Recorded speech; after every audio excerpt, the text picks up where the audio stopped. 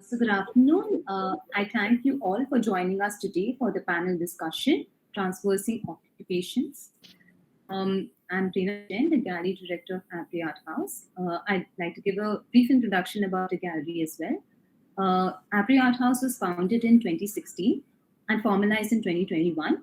We are a contemporary art gallery showing emerging and mid-career artists at our gallery space in Colaba.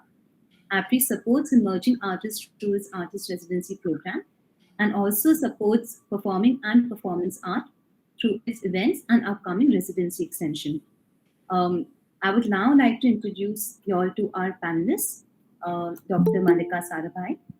Dr. Mallika Sarabhai was honored by the Government of India with the Padma Bhushan, which is the third highest civilian award, in recognition of her invaluable contribution to the arts. She has been one of India's leading choreographers and dancers for over 4 decades. In constant demand as a soloist and with her own dance company, Darpana, she has been creating and performing both classical and contemporary works. She has also produced over 3,000 hours of television work talking about issues of the environment, women, communal harmony, and balance using the most popular genres of TV. She has a PhD in organizational behavior and has been the honorary director of Darpana Academy of Performing Arts for 40 years. She first came to international notice when she played the role of Draupadi in Peter Brook's The Mahabharata for 5 years, first in French and then in English, performing in France, North America, Australia, Japan, and Scotland. In December 2022, she became Chancellor of Kerala Kalamandalam DMET University, setting a precedence for chancellorship of these universities by becoming the first woman to be so honored. Nandita Jayaraj. Since 2012, Nandita Jayaraj has been writing, editing, and creating various kinds of science media that has appeared in publications such as The Hindu, Scroll.in, TheWire.in, and Manga Bay India. Along with Ashima Dogra, she co-founded the feminist science media platform, The Life of Science.com. She is also an co-author of books such as Anna's Extraordinary Adventures with Weather, Ratna and the Ring of Fire, 31 Fantastic Adventures in Science, and most recently, Lab Hopping, A Journey to Find India's Women in Science. Sharanya Manivannan. Sharanya Manivannan is the author of 7 books of fiction, poetry, and children's literature, including the South Asia Ladhi Award-winning The High Priestess Never Marries, and the JCD Prize long-listed The Queen of Jasmine Country. Her most recent book comprises the Ila duology, the graphic novel Incantations Over Water, and the picture book Mermaids in the Moonlight, which she both wrote and illustrated. Dr. Anandita Pan. Dr. Anandita Pan is the Assistant Professor of the Department of Humanities and Social Sciences, IISER, Bhopal. She researches and publishes in the areas of feminist theories, gender studies, Dalit feminism, Dalit studies, Bengal partition. Her book Mapping Dalit Feminisms, Mapping Dalit Feminism towards an intersectional standpoint, explores the way in which different forms of discrimination combine and overlap, challenging the apparent homogeneity of the categories women and Dalit, as seen by mainstream Indian feminism and Dalit politics. It discusses at length the contributions of an intersectional standpoint in reorienting the existing epistemological frameworks of caste and gender. Somwrita Sarkar. Somwrita Sarkar is an urban science researcher studying spatial and socio-economic equalities in cities. Her work informs urban planning and policy by employing methods from spatial data science and modeling, geography, economics, physics, and complex system science. She leads the Urban Science Lab and is a member of the Transport Lab, Urban Housing Lab, Smart Urbanism Lab, and the Center for Complex Systems at the University of Sydney. She serves on the editorial board of Environment and B, Urban Analytics, and City Science. In her other lives, she has been a passionate crafter, yarning, knitting, and crocheting. and a student of Indian classical vocal music under the tutelage of her Guruji, Pandit Ajay Chakrabarti. The worlds of art and science for her are not separate, but one integrated whole, and the bits of math, music, and design find their way into almost everything she does. This panel is facilitated by Shishti Sainani, who is the curator, designer, researcher, and writer. She functions independently, and her interests lie in dismantling and assessing core concepts of exhibition making, specifically focusing on contemporary art shown through the diaspora of the global south. She also writes poetry, having published 3 books in the genre, and has contributed to several art and architectural forums. Her independent research focuses on collections and architecture in private art museums. Shishti's paper on inclusivity in museum spaces won the INSC Researchers Award in 2021. Shishti is a formally trained architect. She completed her Bachelor of Architecture from University of Sydney and a Master's in Curatorial Studies from the University of Melbourne. I thank you all for joining us this afternoon, and I hand over the floor to Shishti. Thank you so much. Thank you so much, Prerna, for the kind introduction. And good evening, everyone. Thank you for joining us. We're incredibly lucky to have 5 dynamic names as part of the panel, and are incredibly also grateful that they are happy to share their insights, professional and personal, to assess the space of what a woman holds in the society today. Let's just jump right into it and start with our questions. First, to gauge the gap. How wide do you think the gender gap is when status is established? Now, that could be spatially, statistically, financially, depending on what our experiences have taught us. Dr. Sarabhai, would you like to start? In the performing arts, that's a bit difficult because I don't really think that in the classical performing arts, there is a gender gap as far as pay is concerned or as far as respect is concerned. But I used to be in films, and there it is horrendous in every which way, even today. Even when it is the woman who pulls in more audiences or it's a woman-centric film, the gender gap is tremendous. And I think in spite of people trying to fight it, it has not been a battle that has been won. Nandita, do you think that is any different in the realm of science? I know you recently spoke to a lot of women scientists while compiling your book along with Ms. Dongra. What were your findings? Well, I could go on. We have 300 pages in our book, which pretty much speak about this. But I'll try to be as brief as possible.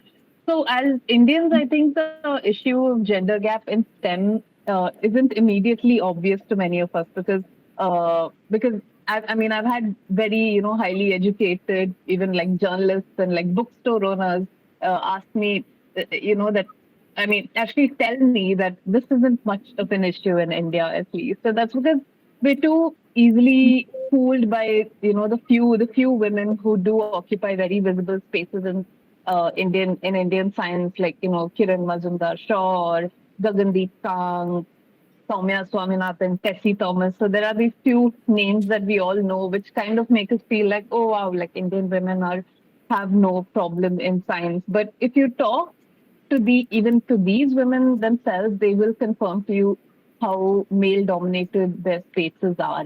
And the most stark statistic I can tell you is that India actually does really well in terms of if you look at our PhD students, our science PhD students, every year there are thousands of them coming out, and almost 40%, in fact, I think a little more than 40% of them are women of science PhDs, so that sort of suggests that's not much, we're very close to parity.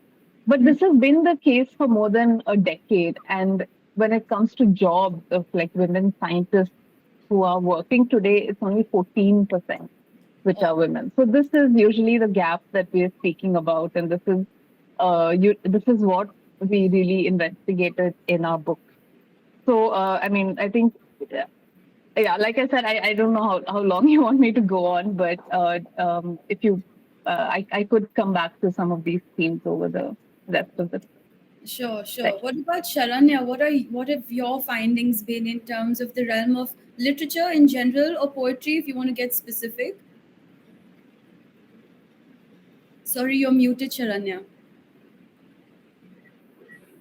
Thank you. I'm so glad to be here and especially to listen to my co-panelists. I think this is a question which I'm not really equipped to respond to because literature in this country, especially in the English language, whether that's originally in English or translated into English, it's kind of a strange, nebulous field in which measures of success are certainly not financial. And because of that, statistics are also quite limited. So I hesitate to put forth an opinion which may not be factual. But the one thing which I know for sure is that publishing as an industry is led by women in India, which is quite interesting. And perhaps we can circle back to that during the conversation. Thank you, Sharanya. Anandita, what are your insights? Being a professor and specifically in discussing gender studies, what have your findings been? Thank you, Srishti. Thank you so much for the question. It's something that continues to remain a very valid question actually, because not just based on what I practice, but also what I teach and also what I research on. So one of the things that we have realized is, of course, the gender gap that exists in societies. I mean, visibly also it does exist, and even we see its reflections in the representational aspects, in the behavioral patterns, and even in terms of the opportunities that are often provided. So the way in which we see drawing from my previous panelists who very wonderfully put the locations from which different questions emerge, but somehow they're kind of connected.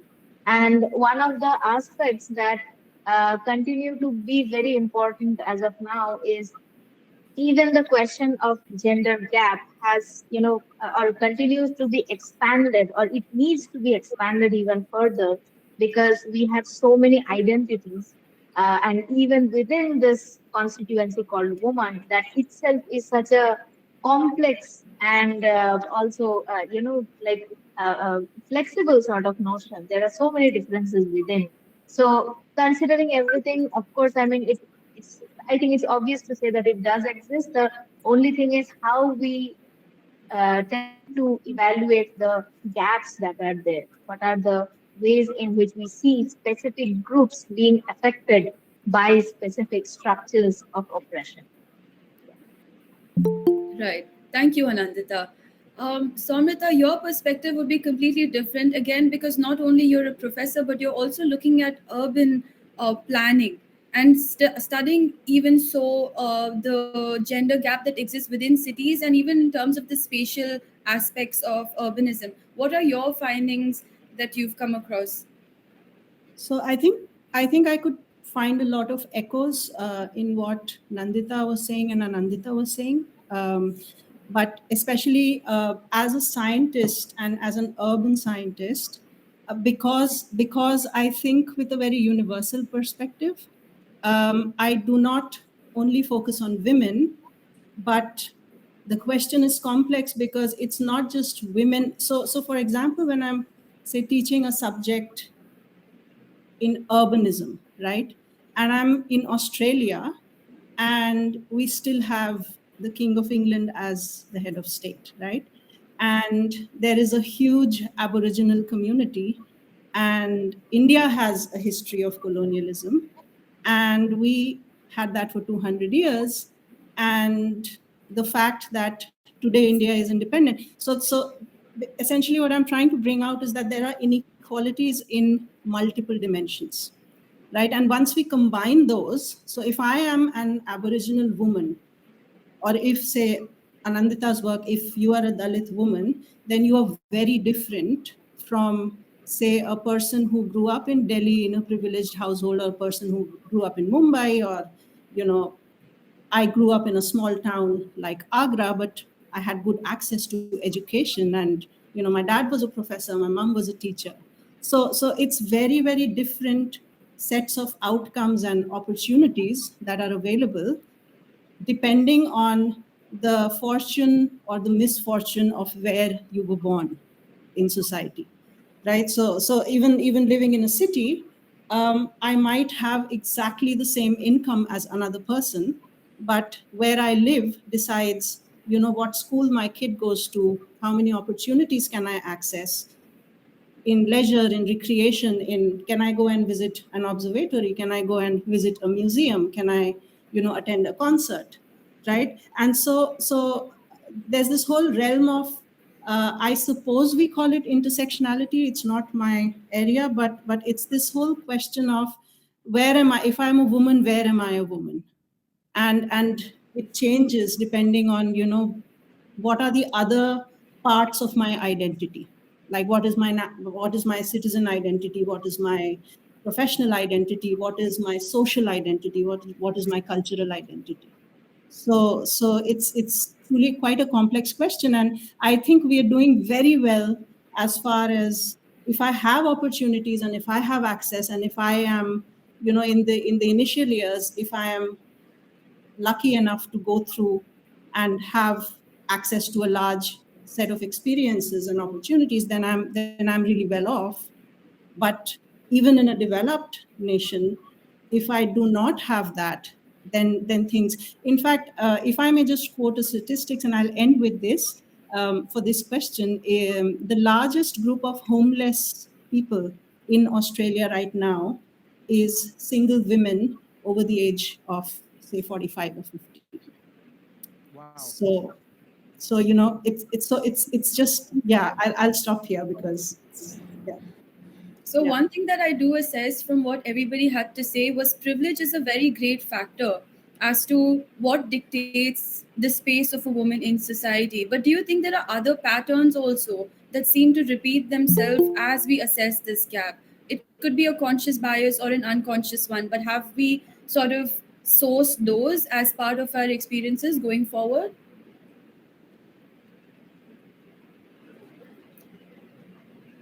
Please.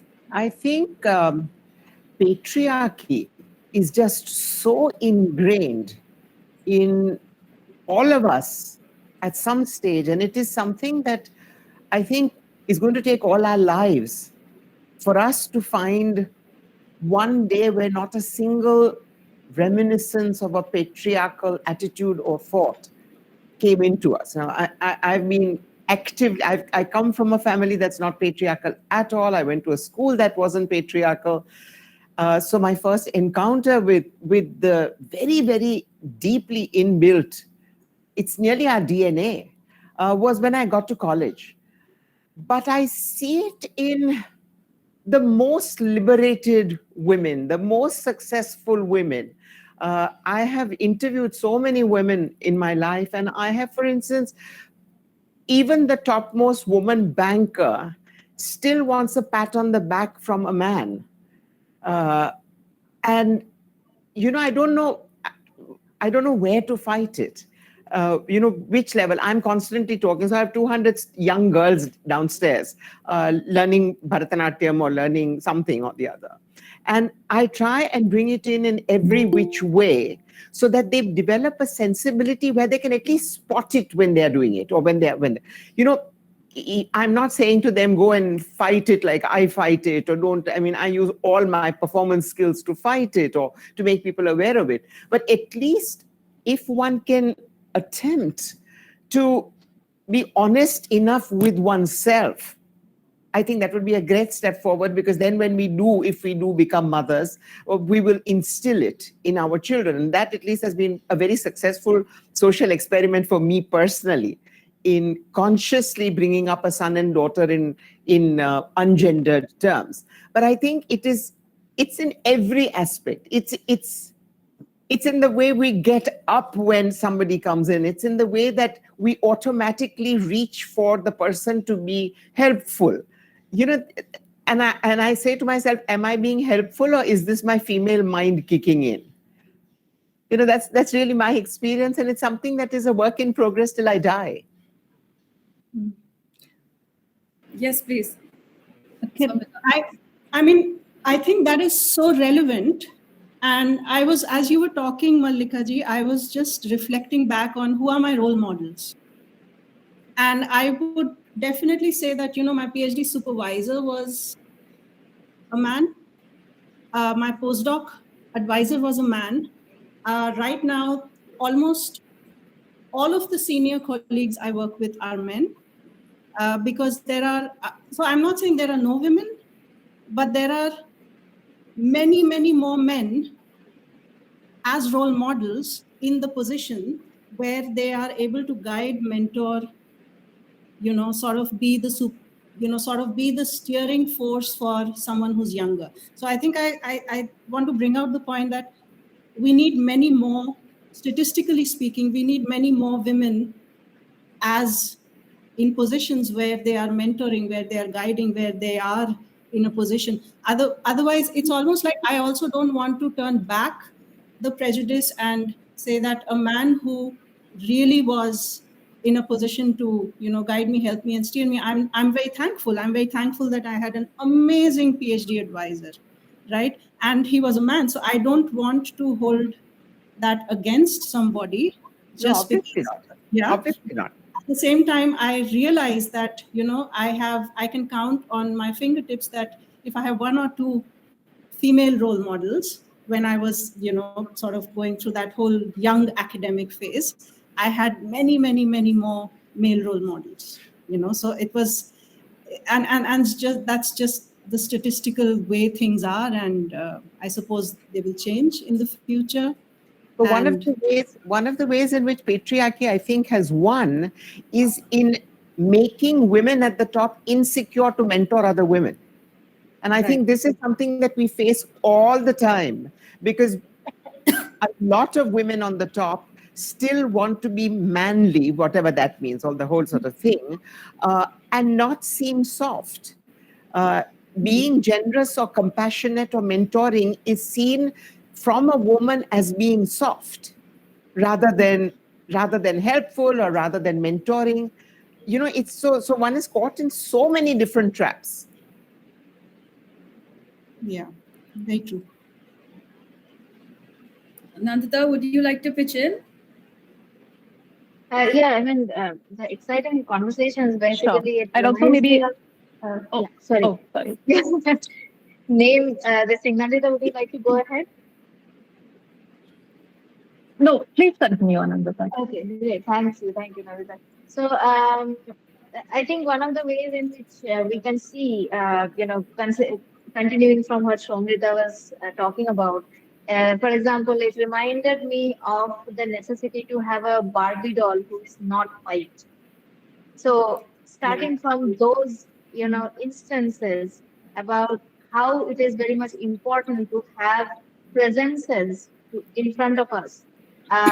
Because otherwise we don't even have the role models. Like, who do we base ourselves on? All the autobiographies that we have grown up reading are based on the, even the terms, which brings me to the way in which how language is so gendered. Like, I can think of a few terms like Mahapurush, Mahamanav, all of which refer to specific masculine traits.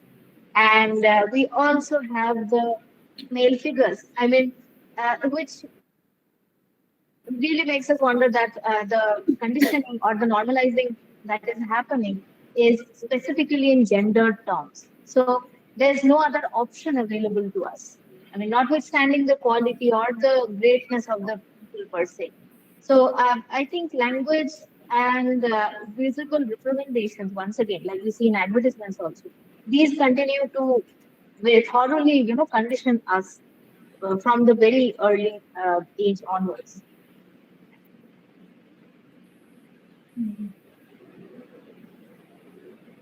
Okay. So very quickly, just one pattern that I thought that repeatedly shown itself to us while me and Ashima what we were doing is interviewing women scientists and trying to find out the patterns in the gender gap that could help us understand it. And one thing that kept sort of rearing its head was the matter of prestige and how whether it's the nature of the institute, even if our overall percentage is so much, the more prestigious an institute gets, the more pathetic the gender ratio. So, I mean, the best places to do science in India are the Indian Institute of Science or the IITs or our research centers, and they have 10%, 15% women scientists working there. Universities do better. Colleges do even better. So you could pick out these cherry pick statistics and give an idea that India is doing great in terms of women in STEM. But if you look at who are the ones who have the power, who are the ones who have the resources, the infrastructure to do the most path-breaking and most recognizable sciences, that gap is really it's not narrowing in a organic way, which we keep thinking this time it will happen, this time it will happen. But if you look at statistics through the decades, it's not narrowing. And this prestige, see, I mean, even just a very recent example is a few days back, the IIT JEE results were announced. And so you go down the list, the rank list, and the first girl comes only after 55 boys in the ranking list, and it's in fact really rare year after year to find any girls at all in the top 100 rank. So these are the kids who are constantly projected as the smartest of the smart minds of India, which it has so many problems with that notion, but that's just the way it is. But the same girl, in school board exams, we see girls are outperforming the boys. Like constantly, we read in newspapers that the toppers are girls, but suddenly in that same year, the same girls are not able to do as well as the boys in these so-called tough exams. So it's really messed up how, I mean, I think this problem is there across professions, and I think most of you might have seen it in your own peers also. But I think with science, there is this special need to introspect because I mean, scientists especially have this view that science is objective, it's infallible, beyond it's a meritocracy, and we can't question. There's no societal bias doesn't play out in science, but because of that notion is so strong, which is why I feel it's doubly important that people in science do introspect. And it's nice to see Anandita and Somwrita who are in academia who are also having these conversations.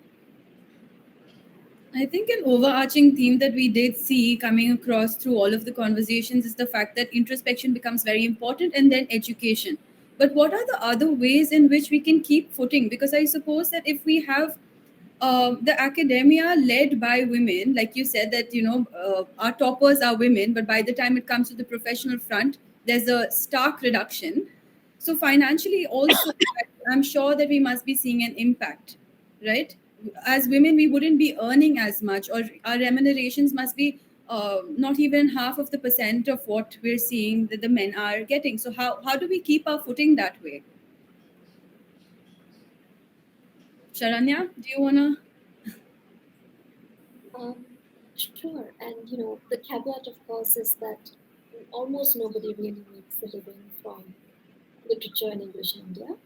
So just for more general terms, as a person with a day job and speaking on behalf of artists and aspiring artists who want to have both, who want to have a creative life as well, for every possible reason, whether it's personal or professional, financial empowerment is so important, especially if you are of a gender minority, because the only way that you get yourself a little bit of leeway within that patriarchal system, and I certainly will not say get out of that system because we live within it, but leeway can, to some extent, literally be bought through financial empowerment. And the number of women in the workplace in India is, and I'm sure that the scientists here know this very well, statistically not just low but declining. And so there is something there which certainly relates to the gender gap in general that we've been speaking about. Something goes wrong. For instance, Nandita, you were speaking about how between one exam and the next, something happens. And the same students are not performing the same, with the same aptitude that they had shown earlier. As for what these factors are, they'll be highly subjective. And to speak again about the intersectional identities and other systemic factors which come in, it's impossible to say that it's only one thing or but this something going wrong factor. I think if we can look at that as not necessarily a statistic, but an intangible, but which keeps repeating across women's lives in particular, we may be able to negotiate with that gap a little bit. Thank you, Sharanya. Somwrita, you had something to say as well. Yeah, I was going through moments of that happened, because I was in IIT Delhi for my master's, and then I think we had about 5-6 girls and everybody else, like 50-60 students, all men. And I think I'm not boastful, but I was a good student just because I enjoyed it so much. And you know how the gate ranks come out, and I think like I had a pretty high rank, and top 3, and went into the interview. And of course, it was a panel of all men professors interviewing. And okay, you go to the interview process, and then once you join IIT, you are actually doing pretty well, and you're graduating top of class. But you still had classmates saying, आपकी तो शादी हो जाने वाली है, आप क्यों seat बर्बाद कर रहे हो? Like, why are you wasting a seat? You're eventually going to get married, right? And so I thought that once moving into Australia, it would be drastically different, and it's not. And I think that gets me to this whole financial, like, why do we see this statistic that 40% PhD students but 14% professors? Why where does it fall off? And I think there is a systematic like Sharanya was talking about, this intangible thing. And I think there's a systematic feeling that as women, we often internally suffer much more from the imposter syndrome. I feel I have to do 5 times as good before I apply for my next promotion, right? Whereas I see some of maybe my other colleagues who are men and who are white men or men, it's a very different level of confidence. And I think there are many journal papers that people have gone, and so I'm not coming out with an opinion here. There are actually published pieces of research which show that systematically men are at a lower level of achievement when they aim for a higher level of promotion, and women consistently treat themselves much more critically and refuse to take that next step. And they say, oh, maybe 2 more years, maybe I'm not that good yet, right? So I think, and just even being aware of it, and even when say you have gone through the experience, you're talking to a younger colleague, again we come back to the mentoring question, and just making a colleague aware, why don't you apply for a promotion? Your thing's looking really good. I think you will be able to get it. Just that just carrying that chain on will, I think, result in changing that statistics to a large extent in some sense. Yeah, I mean, that was just sharing some experience. Thank you. Yes, Dr. When I was in the Indian Institute of Management, Ahmedabad, we were the first class till I was in the 9th batch. Until then, there had never been more than 3 women in a batch. The batches used to be 100. We were 200 and we were 9 women. And, a lot of the work at the IIM happens in groups. So there are groups of 10 and the women would be divided into each of the groups. So right in the beginning of a production paper, the first paper we had, I was asked to go and Xerox things. And in the next meeting we had, I was again asked to go and Xerox things. And I said, I've done my bit, you have to go now. And I had to take that kind of a stand. The other 8 women didn't, and ended up doing the secretarial work when they were as good or better. But they didn't take that stand. I think even if you come out as aggressive, I mean, who the heck cares? You're aggressive, you have to get somewhere, you are aggressive. In a man, it's not aggressive. It's uh, whatever the word is, it's assertive. It's we crack balls and they are just being assertive. But hey, so you establish that. And I think each of us establishing it and talking to other women to establish it is a very, very important factor that all of us have to do, I think. There is never a moment and there is never a day off. One of you was talking about language. My first one-woman show was exactly about this. It was called Shakti, the Power of Women, and it was about how language dismisses us. And it starts with a man carrying me on like a mannequin and dumping me and adjusting my hand to be just so like a statue. And then from a book, reading out wife of so-and-so, daughter of so-and-so, and so on and so forth, till by the third scene, the mannequin takes the book and throws it away and starts telling her own story rather than defining. So it was all about language and how we are defined, how we are always the bal and the abala, for instance, in Gujarati, in Hindi also abala. So we are always the less than. And that is why I always take a panga with everybody every day on the use of language. I even call my Dober girl a Dober girl and not a Dober man. But I think one has to go all that way to even make a dent. And I think we need to go all that way. All of us here are empowered. All of us are concerned. All of us. And we can't have a moment off. That's the truth. Absolutely. Yeah. Anandita, did you have something to share as well? Yeah, I mean, of course, the biases or even the problems that exist that we have been discussing so far, they do exist like everywhere.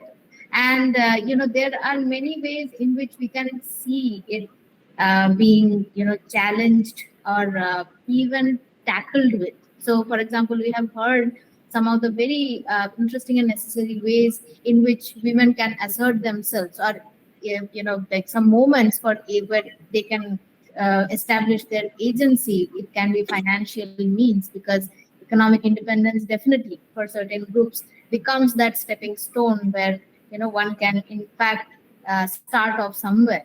And we have also heard Somrita and also Dr. Mallika talking fantastically from their experiences, and these are lived experiences. And I think it also creates that environment, just like the platform we are in now, where hearing from the eminent experienced feminists and whichever term one thinks about, and to learn from it and to share those stories, that itself can become a very empowering moment as well. Because as I am conversing here, I am also learning, I am also connecting with all of you. So that itself can become a way of growth, or way to grow further as well. I think that itself is a very subtle way of becoming empowered as well. Anandita, very interestingly, you used the term everywhere. Problems occur everywhere. Somrita, you as well were talking about the differences between the turf of Australia and India. So another question for the panelists would be, how do you think these biases, or even perks for that matter, sort of change between geography, be that locally from one state to another or internationally? I think locally in India, the differences are enormous. The agency of a South Indian woman has a comparison factor of 0 with somebody in UP or Bihar. Yeah. I think that is just enormous. And internationally as well. I have traveled a lot in Africa, and the agency of a Maasai woman or the agency of any of the traditional tribes women is worthy of note, because it genuinely is agency. And one sees this in different contexts in different parts of the world, including, I think, it is my experience with Aboriginal women in the many months that I lived in Australia during the Mahabharata, was that they were tough cookies. I mean, they knew exactly where the buck stopped in that sense. do the Australian Vasis agree with me on this? Australian Vasis. I think. So I haven't directly worked with Aboriginal people, but having said that, I think in the general society, which is very multicultural, like I'm in mainland Sydney, and it's really, really people from all over the world. And I still see the persistence of a lot of those social norms and, just things that we just take for granted. Right. It's very interesting. We have a very good friend. He's a very talented pianist. And we went to his concert the other day, and he said, oh, in India, we boys are treated like kings, and our mums and our maids really cook for us and feed us. And it was when I came to Australia as a student that I realized that, oh my God, I have to cook for myself. And I'm just saying, you are saying this in front of 50 people. Like, stop, reflect there. Right. But I think where Australia Vasi, being an Australia Vasi makes me happy is that I can intervene as a mother, right? And my husband as a father, so that if we have a 15-year-old son, and we, like, there is no concept of, him not being actively doing, loading the dishwasher, drying the clothes, folding the clothes. In fact, I knit and crochet a lot, and it's the standard. Like when he was 6 or 7 years old, I taught him how to knit, and so the whole idea. I feel that living here gives that power space where you can actually remove gender tags from a lot of conditioning that happens when we grow up in India.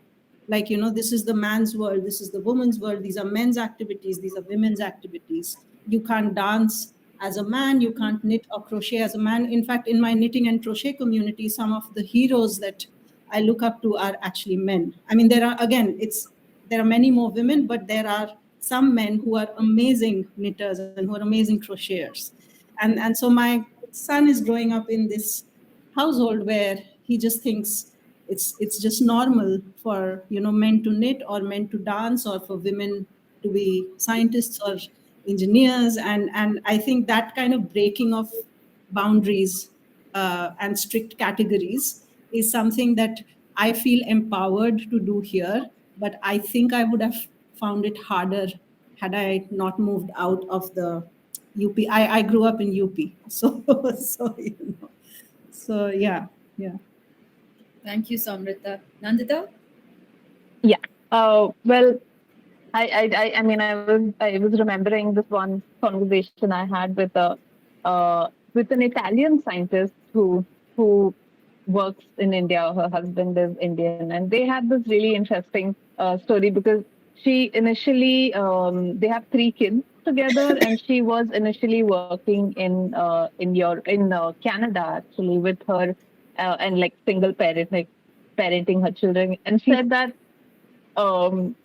people were, just all the biases we have about, women and motherhood and professional spaces, that was very much there in Canada and in Europe as well. And she told me how the few times that she had to bring her baby to office, there would be complaints, or, if the baby cried once, there would be complaints. Whereas her colleague, if he brought his son to office, people would be commenting about how he's a cool dad and things like that.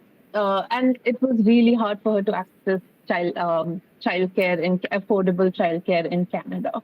Whereas now that she's in India, I mean, she's not having an easy time. That's a different story. But she did sort of really make it stark about how much we rely on informal systems here in India. Yeah, whether it's, I mean, especially childcare is a big example because, the amount we rely on grandparents, in-laws, on nannies are so easy to access and affordable compared to elsewhere. So these sort of informal structures, and even the workplace, she commented that somehow she feels that mothers in science are in fact given more respect than women who are not parents, so I guess it's kind of this baggage of this patriarchy, but like there's this a lot of we feel like women should do it all, right? Like we have to be a mother and we have to be a professional. So there is Yeah, finish. Yes, Mal.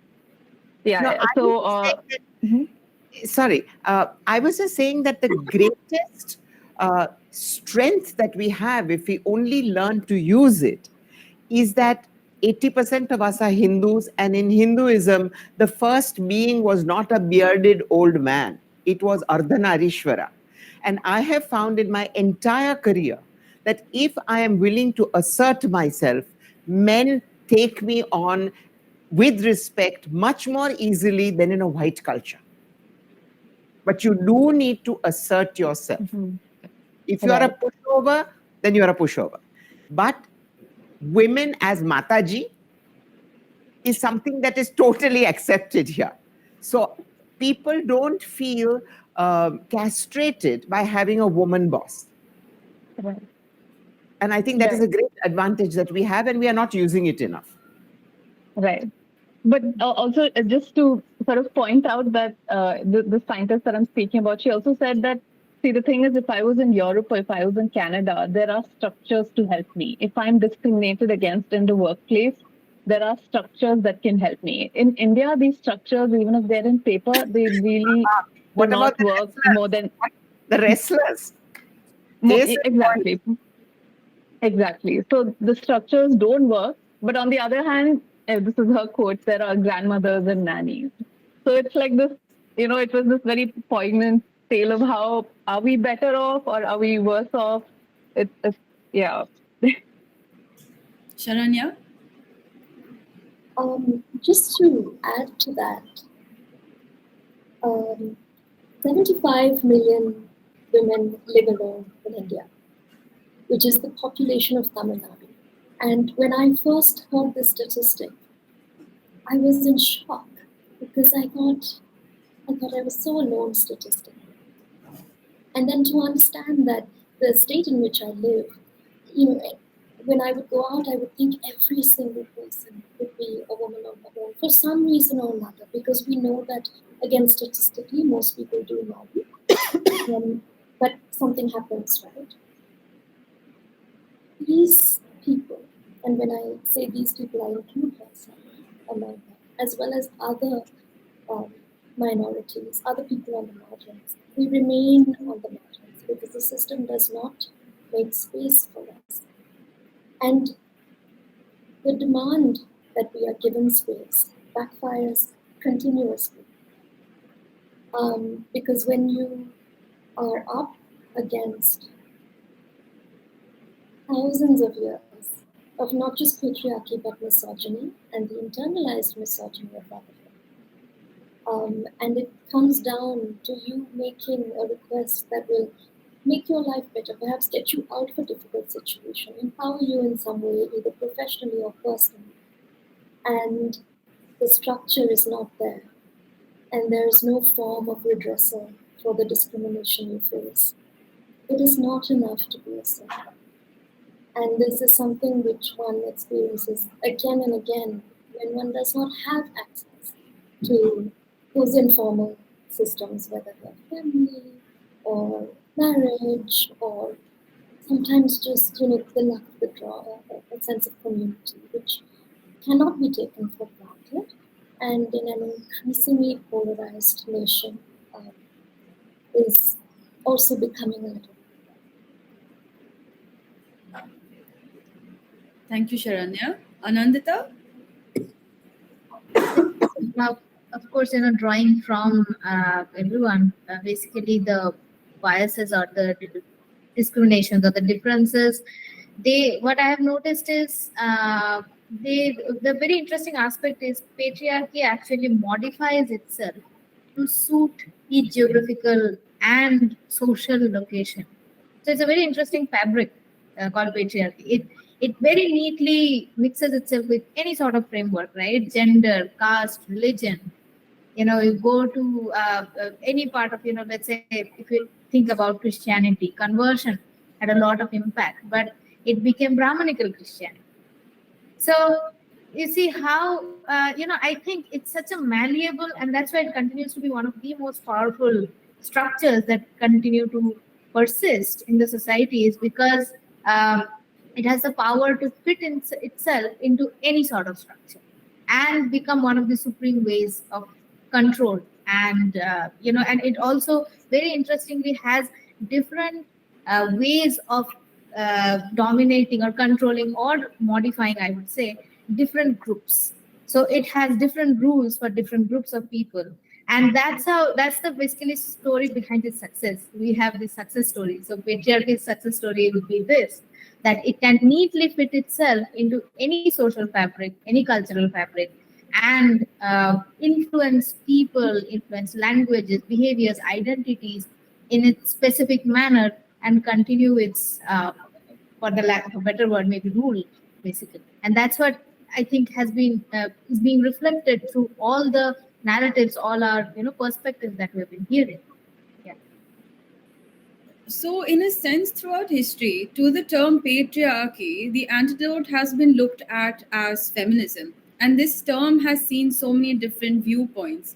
So, let's go back to that. What is feminism to you, and how do we define it today in contemporary times? Yeah, Anandita. Yeah, so this is a question which comes a lot in my class, because I teach courses on gender literature and gender, and students. So this excites me a lot to talk about why talk about feminism at all. Many have problems with the term ism itself, because the term feminism, because of the way in which it began, mostly as a movement. On behalf of women, for women, by women. So female, the fem has actually continued to persist. But I think the scope of feminism has expanded way more, because, as Nivedita Menon says, that it's a continuous movement. It's a very dynamic concept. So when we are thinking about feminism, it's no longer restricted to women alone. It has gone beyond the idea of gender, and this aspect of gender is such an ongoing debatable term, because one is where gender identities are constructed externally, and another where we construct identities and assert our own identities, which may differ from an identity which is given to us. So in all these, debates and discussions definitely have become part and parcel of, this movement. So I think if you're thinking about feminism as a movement, or, as a theoretical or a political framework, it has gone beyond the notion where it's only about the category called women, which itself is a highly contested term. And I think we all need to really accommodate ourselves in acknowledging the differences, intersections, and all those things, basically. Yeah. Thank you, Anandita. I think for me, feminism is humanism. It's fighting for the rights of those who are getting a raw time, giving a voice to the voiceless, whatever that voiceless is. And as several people have said, the voiceless are different intersectionalities. And for me, that's always been a key factor of not being judged by any single one of my many, many identities and expected to behave in that identity. So for instance, I'm a feminist, but I'm a mother. Do the two match or not? Or I'm a feminist and I'm something else, and do the two match or not? So for me, feminism is a very expansive term and a very inclusive term, and a term where we need to fight for a better, more just, more sane society in today's context. Absolutely. Thank you. Yes, Somrita. I think I was just going to say exactly that, transpose. Like, I think humanist, but I also go, like, I would just say all life. Yes. And then I would go beyond, like Richard Feynman has this beautiful poem. He was famously a physicist who detested, like he really said, I don't care about philosophy. It's all like, I don't care about, he really didn't like the fluffy art, or whatever he categorized as fluffy art, right? So he was this really hardcore scientist. But he has written this one poem which is so lovely, because it ends with saying, I am a universe of atoms studying an atom in the, I am a universe of atoms, and the universe is a universe of atoms, and it is a small universe of atoms studying a large universe of atoms, right? So just going beyond, I actually internally have a big problem putting myself into any category. So I usually don't go around. I recognize the need for feminism as part of academia, as part of, so India needed a freedom movement till the date that India was not free. And I would argue, I don't know whether it is still free, but I mean, there are different kinds of chains. But we need the word, and that signifies that there is something still to fight for. And but other than that, do I internally identify as feminist? No, I think I resonate a lot with what Anandita and Mallika ji was saying, that it's just completely like very broad, and being a woman is just a tiny, or whatever being a woman is in your head, right? So it's, yeah. Thank you, Somwrita. Sharanya? I think Anandita really said it beautifully. Though I won't take up too much time, except to say feminism is freedom for oneself, but only if that also takes into account freedom for everyone. And sometimes, especially in capitalism, we get confused about what feminist practice is, because it may work in our lives, but it could actually be doing damage in another person's life or disenfranchising another person. So freedom for oneself, but also for everyone. Thanks, Sharanya. Nandita? Same. I mean, I think sentiment-wise, I agree with most of what everybody else said. But maybe I'd just add that, these days it's very easy for us to say that I'm a I mean, if our understanding of feminism is that it's this movement that works with the anti-caste movement, with the disability movement for, equality of all human beings, even then it's very easy for, every second person in our generation to say I'm a feminist. But often when you just scrape the surface, it reveals that reveals many flaws in our understanding, in how intersectional our understanding of feminism is. And there's this term called white feminism, which in India is Savarna feminism. And these are, they're very real things. They're not just, I think it's important that we do expose and call each other out when we allow our own privileges to blind us. And I mean, that said, I do think that I wouldn't say that feminism has nothing to do with gender, but it is very much more about privilege. So, I mean, it can be, in fact, it can be harder for a Brahmin cis woman to be a true practicing intersectional feminist than it is for a Brahmin trans woman, or even for a Dalit man. They might be better practicing feminists than. So, it's really so many axes that this depends on, and I feel like if it's difficult for me to articulate this, but I think it is important for us to, while acknowledging that sisterhoods are important and they're a source of great comfort and support to us, also to look at who are these sisterhoods made of. Are our sisterhoods inclusive of Dalit women, of Bahujan and Adivasi women, or of trans women? And the moment we get too wrapped up in this idea of, somebody else mentioned this, of woman as a homogeneous entity, then I feel like it gets tricky, and we need to take a so just some complications about the term feminism. Yeah, but something that we have established is that a feminist need not always be a female, right? That's for sure. Absolutely. Yeah. Absolutely. So, what would you say would be the role of the first gender? If we go back to Simone de Beauvoir's piece, the man, what is the role of man in a feminist society? Or just society, I suppose, in general, a better society? I think women realize that we are in cages. however golden the cage might be, and that we have to break out of these cages. The tragedy with our men is that they don't even realize that they are disempowered. They are seriously disempowered.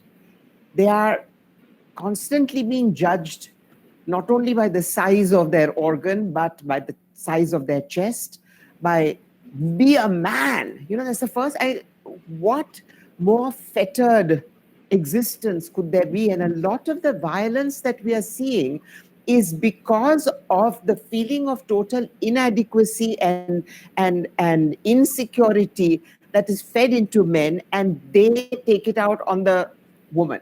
But the role of the man is also to make a way towards a more just and equitable and less labeled world, so that they too can be free to be weak, or they too can be free to be vulnerable, or they too can be free.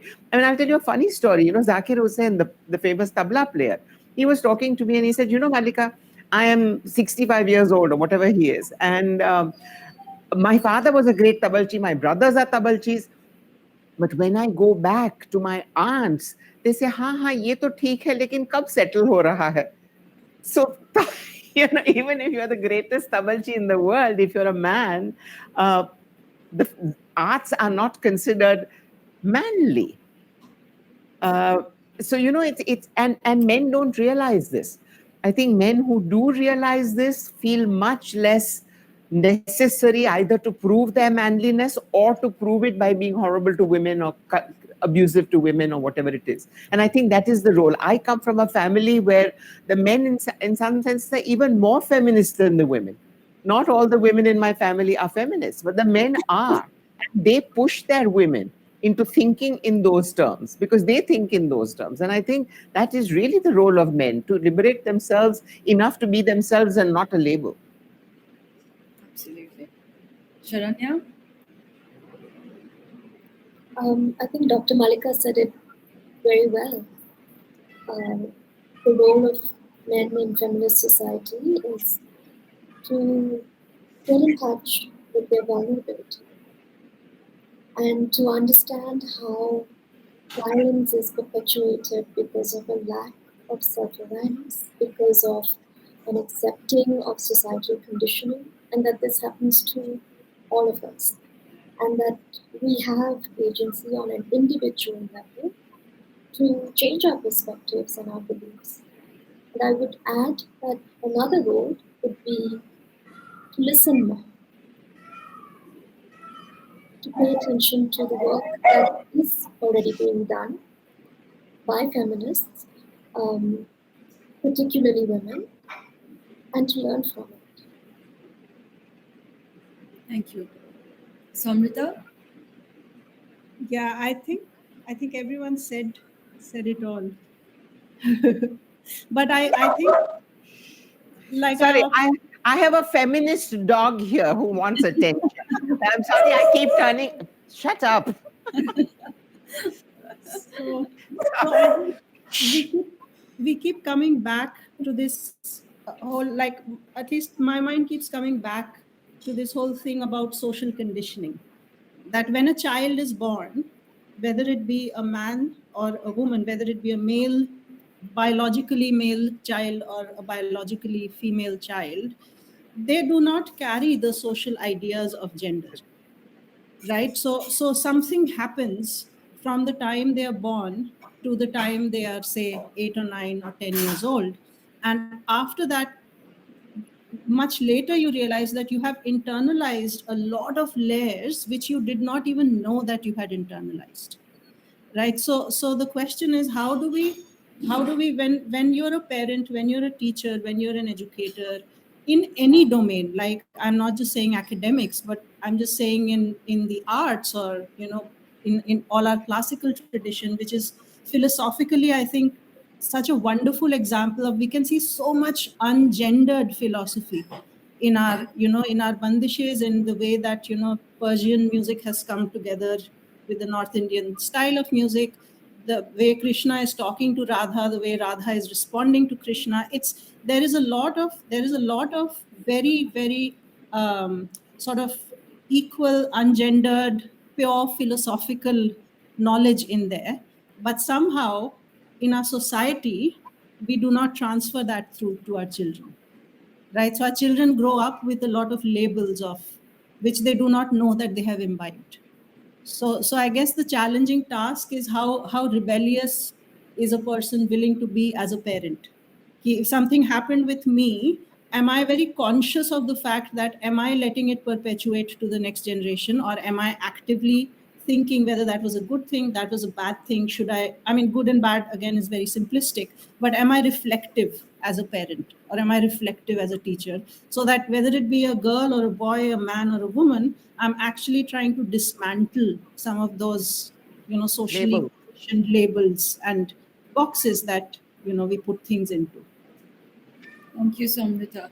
Anandita?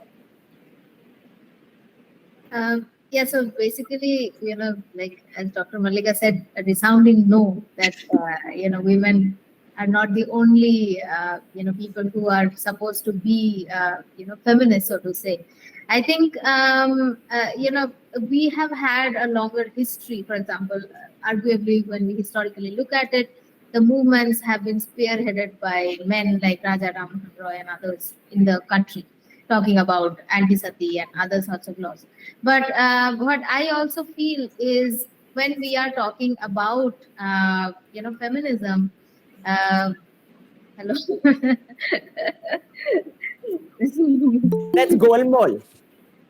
Oh, so cute.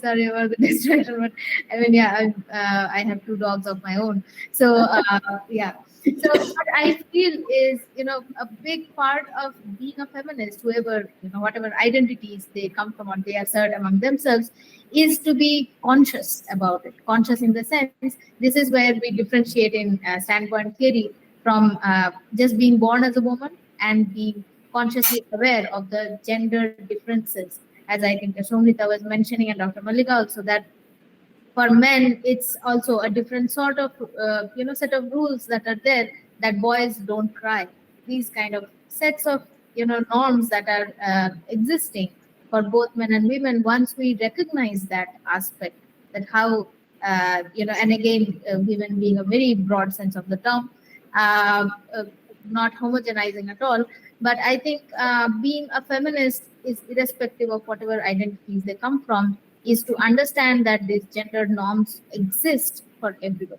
and being conscious about it. So that consciousness is political consciousness, basically, about the power relations is very crucial in whoever is or claims to be a feminist. Thank you, Anandita. Nandita, would you have something to add as well? No, I think I've said everything in the previous question also, and I agree with what was said. Okay. So just getting back to the other side. So we've spoken of all of the negates that come while being a woman in our space, in a sense that where we're stuck in cages, in sense, right? But do we also see the positives? Is there a perk to being a woman in any of the profession? It may be yours, it may be experiences that you've heard of others.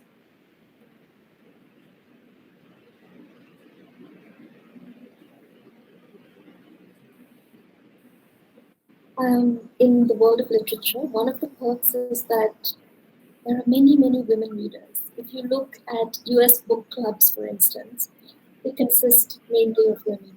So there's a sense as a woman writer that one can write for audiences that matter to oneself, So, and specifically in India, as I mentioned earlier, publishing is led by women. The top publishers, the top editors, some of the top agents, they're all women.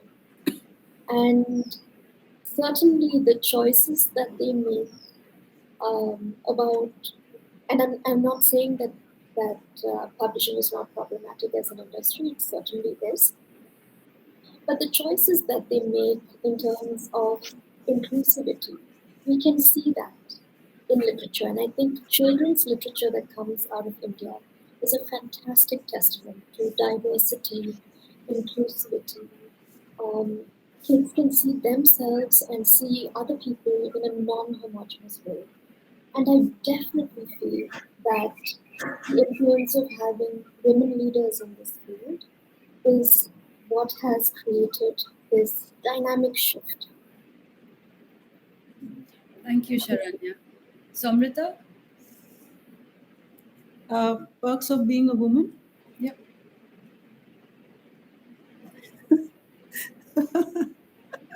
It's like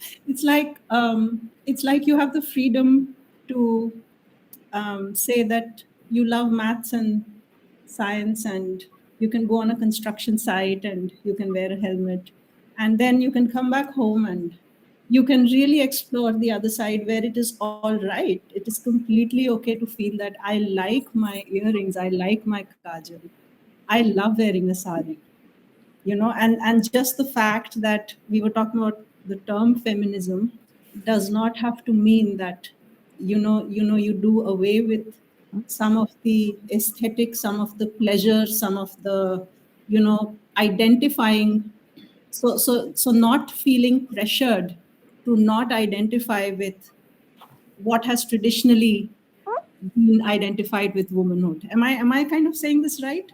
Like it's okay to feel beautiful, feel pretty, you know it is okay to sing a song in which you are expressing a very, very, very womanly idea, like listening to Lata Mangeshkar. If a man sang many of those songs, they would not capture the same emotion, right? So just having the comfort to own that space comfortably. Yeah. I think I agree completely. I think as a woman, I can be Kali and I can be Saraswati and I can be Lakshmi and I can be Parvati and I can be Ganga. A man cannot. Absolutely. I agree entirely with you. Anandita? Also, Sorry. sorry, if I could, yeah, I mean, just sort of replaying your question. The thing is, with are there perks to being a woman in my profession, whether it's my profession, which is science communication, or whether it's the scientist that I've interviewed itself. The one of my biggest motivations is to just see how much these women and how much I love doing our job. It's a completely joyful pursuit to be able to do something that you love. And a lot of the negatives that we spoke about so far has nothing to do with the woman and has nothing to do with the relationship between them and their profession. It's entirely man-made. I can actually say man-made here. So I mean, in that way, I think there's a lot of there's a lot of joy with just being able to do what you want to do. And a lot of externalities, of course, affect us, but there's I don't think there's any shortage of motivation for women to go after what they want. All right. Thank you, Nandita. I'll just quickly club my last question because I know, Somrita, for you it's really late and tomorrow is a working day. So I'm going to be very quick and just get to a couple questions, which is one, please tell us about one woman who shaped you into being who you are today. And if you'd leave some advice for the younger women or just our audience in general.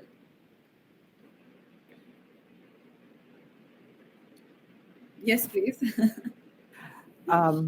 One single woman, my mother, I think, who was dignity personified and yet had such a wicked sense of humor that with all her very dignified self would really cut through the chaff.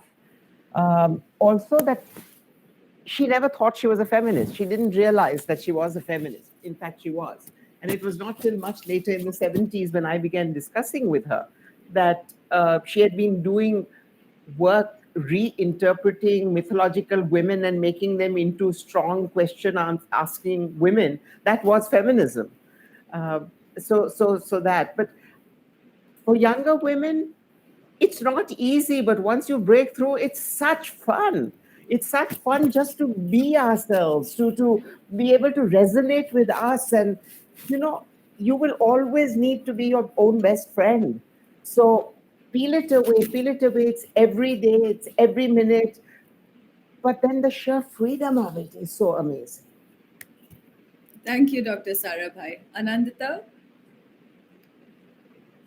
Yeah, I mean, it's really difficult to maybe pin down on one single person per se. But I mean, my mother has always been one of the first motivations in doing things that are not necessarily, once again, going by the typical notions of masculinity or femininity, so to say. So, and also I would I owe tremendous gratitude to all the women I have not just seen or interacted with, but a lot of women I have read, a lot of women characters. So I often feel that this collective that we talk about, it's a very vast sense of the term, and it has taught me a lot.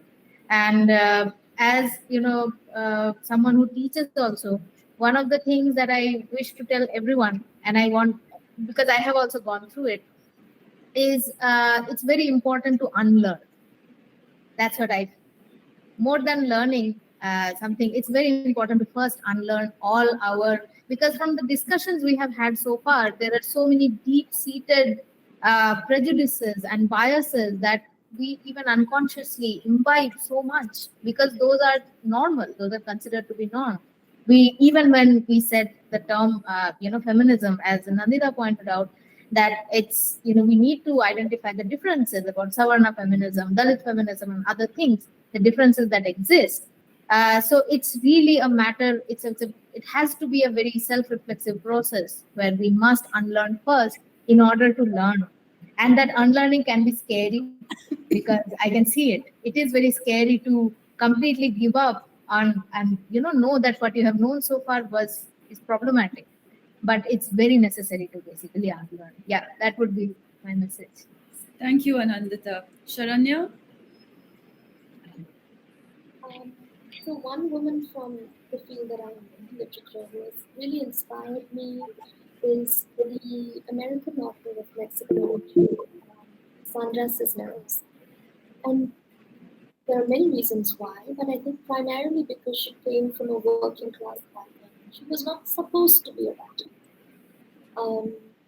And as as somebody who doesn't have generational wealth or did not have access to a number of things, including a tertiary education, that really moved me. And the other thing is the use of language, completely authentic use of language that includes the Spanish that she heard at home, and just a playfulness, a sense that she never wrote for the white reader.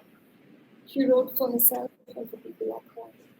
So she would certainly be one of my big inspirations and influences.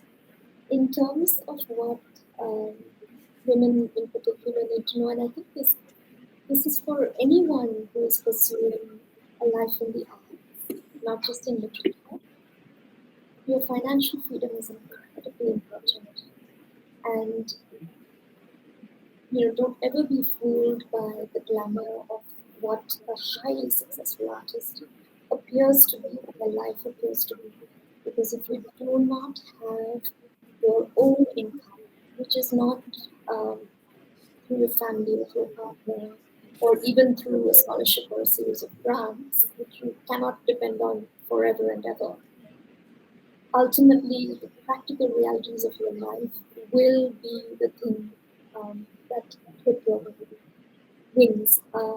So it's a sobering and unsexy thing, but your financial freedom is so pivotal, especially since we're talking about work, about occupation.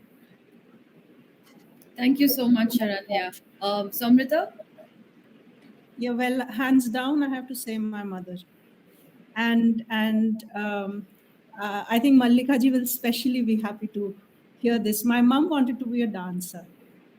And she, I think when she was a child, she witnessed Anand Shankarji's troupe, and the reason I say my mother is because she is an example who, from her childhood, and then, getting married very early, having me very early, despite all of those constraints, all of the boxes that the society would put her in, she still found the space to make whatever box she was in, she has this amazing capacity to turn it creative.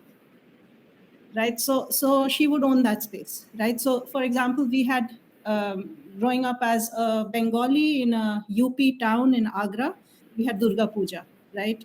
And every 3 months before the Durga Puja would be rehearsals, right? So for dance drama we did Rabindranath Tagore, we did lots of stuff.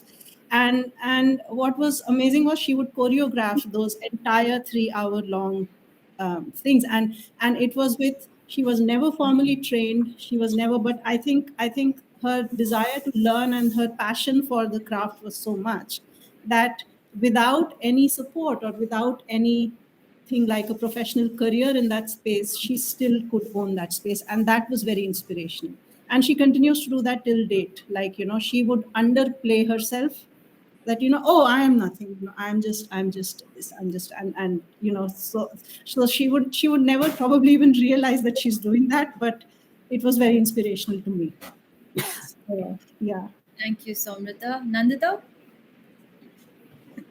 For me, I think it has to be my chosen family, my friendships, which have been dominated by women throughout, from childhood to adulthood. And I think those were the relationships that really shaped me. I still don't feel very shaped, but that comes closest to, what keeps me going. And maybe one recent person who has consistently sort of inspired me and made me feel supported as a feminist and as a woman is Ashima, who is my also my work partner and very close friend of mine, with whom I wrote this book that I've been alluding to. Yeah, I mean, so yeah. And the other part about advice, I mean, I think in my profession of science community, it's still a very small sort of family. We're still, most of us know each other, and we're largely really supportive of each other. Very lot of women in there as well, and it's a bit scary to see how many people are coming into this sphere, because it's not the most profitable or high opportunity space to be in. So like I'm really glad Sharanya, sort of brought things back to earth and emphasized that, no matter how nice something looks like from the outside, this is something, someone has to give you the tough talk to, take care of your finances, because passion can only get you so far. But I would like to remind them to, value yourself, value your work, and even if you can afford to, try not to undersell yourself and seek support whenever you need it. Thank you so much, Nandita, and thank you so much, everybody, for being so incredibly generous with your thoughts, accommodating of others, and also supportive of them. We are very, very grateful. From my end, the questions are done. If the audience has questions, we can either slot them into the chat box, or you can reach out to us later. I'm happy to pass on the questions to the panelists. If they have some time, they'd surely get back to us. And Prerna, if you'd like to thank them on behalf of the gallery or ask questions, please feel free. I think this is really informative and insightful, and a lot of food for thought. And I really thank you all for